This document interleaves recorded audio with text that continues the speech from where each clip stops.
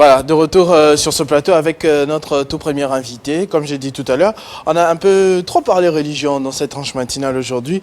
Je l'aurais remarqué et on va continuer dans cette lancée, en tout cas jusqu'à tout à l'heure. Après, nous allons parler communication avec le porte-parole de Oulinzi et nous aurons bien sûr les dessous de cartes avec Jean-Marie Kassamba pour nous raconter un tout petit peu comment va le monde avec toutes les réalités qu'il y a en ce moment. Sans plus tarder, mon premier invité aujourd'hui est une jeune dame qui a décidé de faire un choix particulier dans le monde qu'il y a aujourd'hui, malgré tout ce qui se passe, malgré toutes les opportunités ou les options qu'il y a à saisir. Elle a décidé de servir Dieu dans une église de la place. Elle aura le temps de nous raconter l'histoire. Il s'agit de Madame Abigail Bagata. Bonjour et bienvenue. Bonjour Christopher. Est-ce que je vous ai bien présenté? Il y a quelque chose que je n'ai pas semblé dire au sujet de vous, d'entrée des jeux? Non, ça va. Vous allez dans quelle église exactement? Je suis de l'église La Borne, Torrent de Vie. La bande Torrent de Vie. Oui, et qu'est-ce que vous faites là-bas? Parce qu'apparemment, vous n'êtes pas simple fidèle ou chrétienne de dimanche. Je suis ouvrière. Je suis ouvrière à l'intercession et je prêche aussi. Ouvrière à l'intercession. Oui. Qu'est-ce que ça voudrait dire?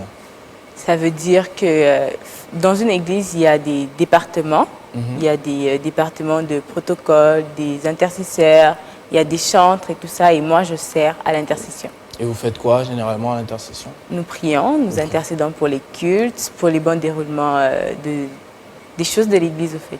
Ah d'accord. Et c'est depuis quand que vous avez pris la décision de le faire? Parce que comme j'ai dit tout à l'heure, vous êtes très jeune, vous pourriez faire autre chose, mannequinat, ou vous concentrer davantage dans vos études, ou du commerce, du cinéma, ou quoi que ce soit. Mais vous avez décidé de passer énormément de temps à l'église, comme vous l'avez dit, comme le concept veut le dire justement, d'œuvrer, être ouvrière à l'église. C'est depuis quand? S'il y a une toute petite histoire à raconter là-dessus. Ok, alors j'ai commencé à servir Dieu. Je me suis vraiment repentie, on va dire, en 2015. C'était en septembre. J'avais, je crois, 14 ans. J'étais en train de voir des jeunes de mon âge ou un peu plus âgés, mais en uniforme, qui servaient Dieu. Et ça m'avait vraiment motivée. Je me suis dit, moi aussi, je peux commencer à servir Dieu. Moi aussi, je peux craindre Dieu dans le vrai et suivre cette voie. Et j'ai commencé à servir Dieu. Et je suis arrivée à l'église Torrent de Vie en 2019. C'est là que j'ai décidé d'intégrer l'église, d'être vraiment membre et tout ça. J'ai suivi les affermissements et j'ai commencé à œuvrer là-bas en 2020. Mais sinon, à l'extérieur, déjà dans des ministères, dans des groupes de prières et tout ça, j'œuvrais déjà. Vous avez parlé tout à l'heure des affermissements. Je suis un tout petit peu curieux, j'aimerais savoir ce que c'est. Alors, quand on arrive dans une église, généralement les églises La Borne, on arrive là et on veut servir Dieu. On veut commencer à faire le protocole et tout ça, comme on a dit au début.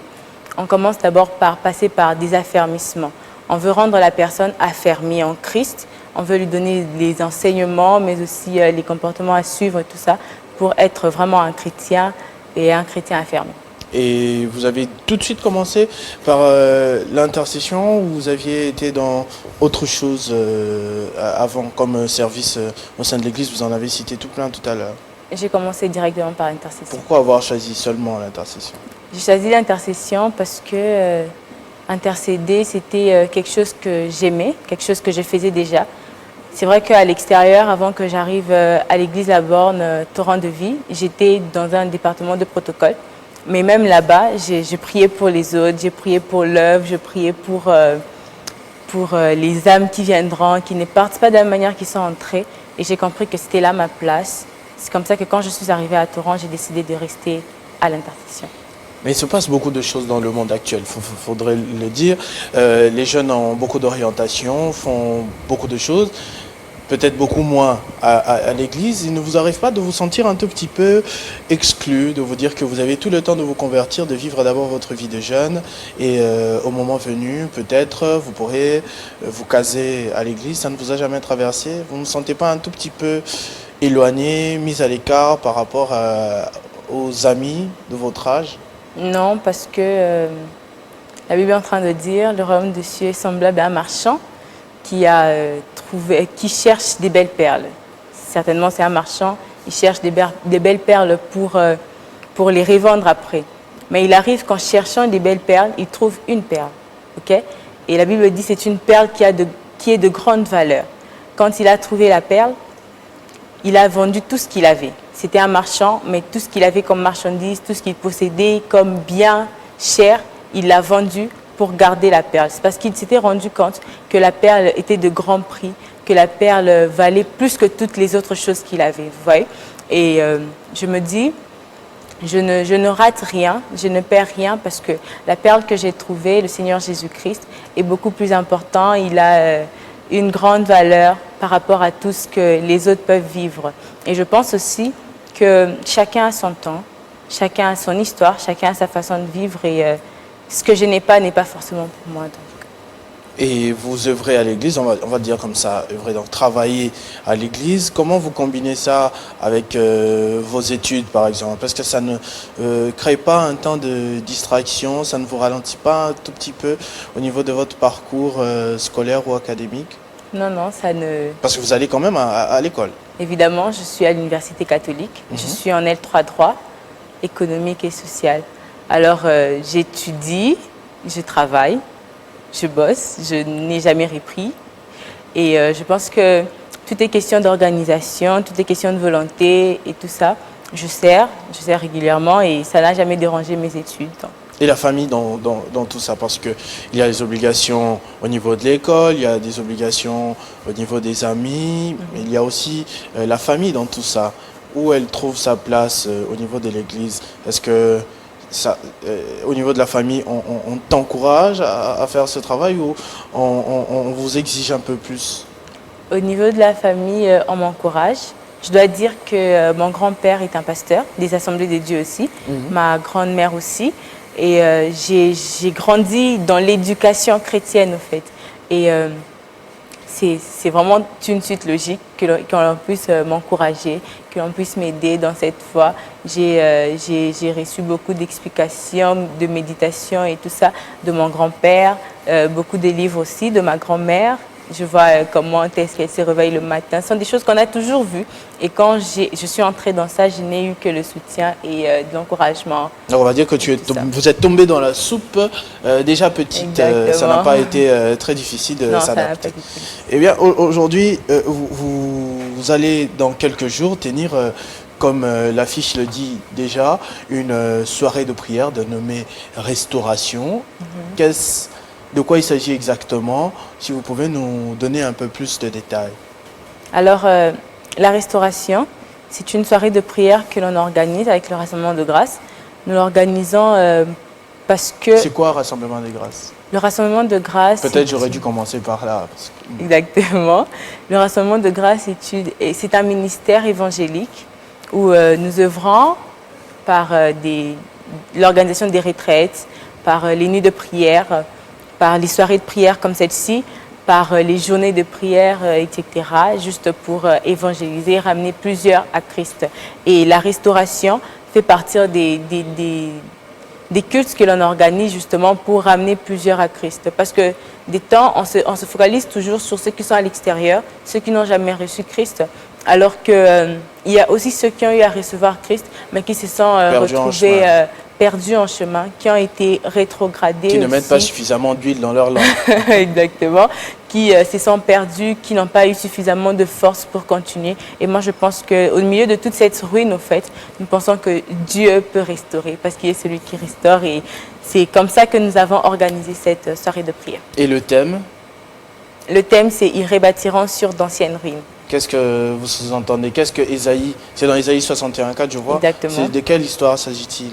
Alors, ces textes messianiques, quand vous commencez Ésaïe 61 au début, on nous montre comment le Christ viendra et ce qu'il fera. Quelque part, il dit, j'enlève un vêtement de deuil pour un vêtement de fête. Je donne un diadème. Je donne toutes ces choses. C'est parce que justement, il y a des choses qui sont abîmées, il y a des choses qui sont détruites, il y a des choses qui ont perdu leur valeur, il y a des choses qui ont été changées, mais qu'après, parce que Jésus-Christ viendra, il dit, l'Esprit du Seigneur est sur moi, car il m'a oint pour.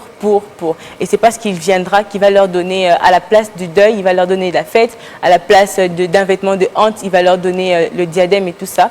Et après qu'il ait fait tout ça, il va leur donner la force de rebâtir sur d'anciennes ruines.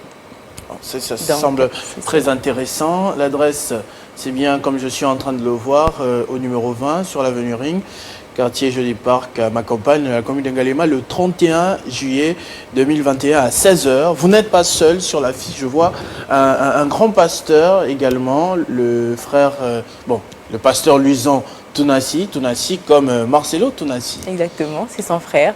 Vous êtes dans la même église, comment il a accepté, est-ce que vous êtes dans la même église? Comment il a fait pour accepter de venir dans votre soirée de prière? Comment ça se passe en fait? C'est un pasteur très accueillant. C'est un pasteur qui, à son arrivée à Kinshasa, m'a vraiment boosté. J'étais en train de voir tout ce qu'il était en train de faire. Je regardais, je voyais sa façon de servir, la manière dont il est en train de mener l'œuvre et tout ça. Ça nous a vraiment boosté, ça nous a encouragés, ça nous a dit qu'il y avait le meilleur devant. Et aussi, nous sommes de la même famille. Il est des Assemblées de Dieu et nous aussi, nous sommes des Assemblées de Dieu, la bande Torrent de Vie. Donc, c'est un peu ça. C'est une famille spirituelle. Oui. C'est bien celle-là. Oui. Est-ce qu'il y aura d'autres invités, d'autres guests, comment on peut le dire? Il y aura d'autres invités, mais ils seront invités. Vous avez vu qu'on n'a que 3 heures, à partir de 16 heures et nous souhaitons finir à 19 heures. Donc, il y aura d'autres invités, mais on verra comment on fera. Sinon, il y aura 2 orateurs. C'est-à-dire, comment ça va se passer exactement? Vous attendez qui? Si vous pouvez lancer une invitation au public et dire aux gens, c'est qu'ils viendront trouver sur place ce soir-là pour cette soirée de restauration. Déjà, j'invite Christopher Ochoku. Ok, je vous invite et j'invite toute personne qui pense que qui voit qu'il y a des ruines au fait. J'invite quelqu'un à venir à ce rassemblement, à venir à cette soirée de prière pour être restauré, pour trouver la restauration quelque part. Vous savez, il y a des problèmes il y a des gens qui ont des problèmes de santé, il y a des gens qui ont des problèmes des vies spirituelles, ils n'arrivent plus à prier. Il y a des gens qui ont tous ce genre de problèmes. Et moi, je pense que Jésus restaure. Alors, j'invite toute personne qui pourra se disponibiliser à venir à cette soirée de prière. En tout cas, nous avons ouvert les portes, nous attendons tout le monde et tout cela. Alors, vous avez dit que c'est surtout pour les personnes qui sont déjà à l'intérieur, pas les personnes de l'extérieur, surtout les personnes qui sont à l'intérieur, mais qui ressentent des faiblesses. Donc, oui, est-ce que vous êtes convaincu que moi je suis à l'intérieur?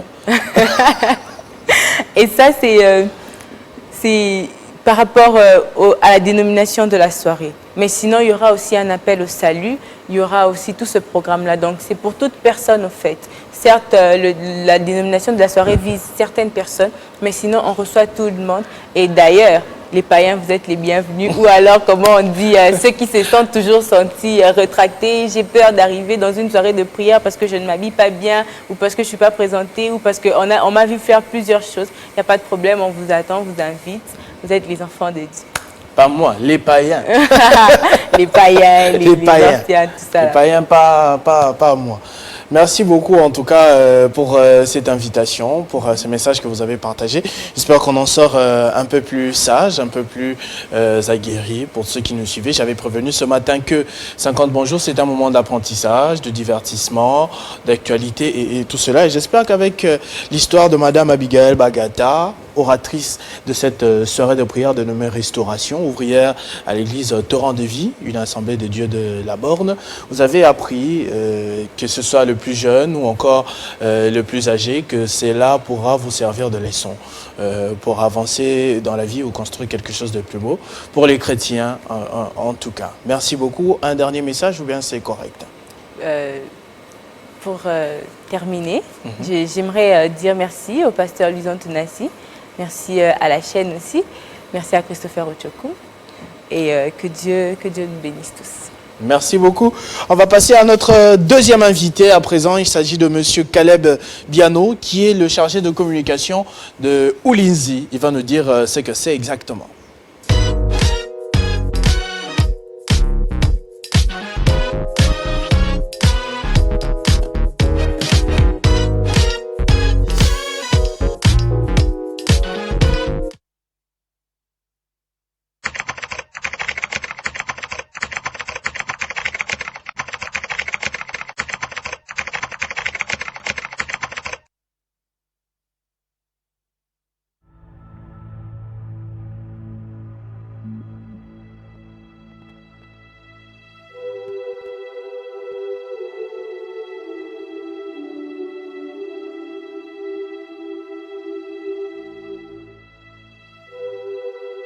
1885, nous n'étions pas là. Lorsqu'à Berlin, nos limites sont établies. Ainsi nous naquîmes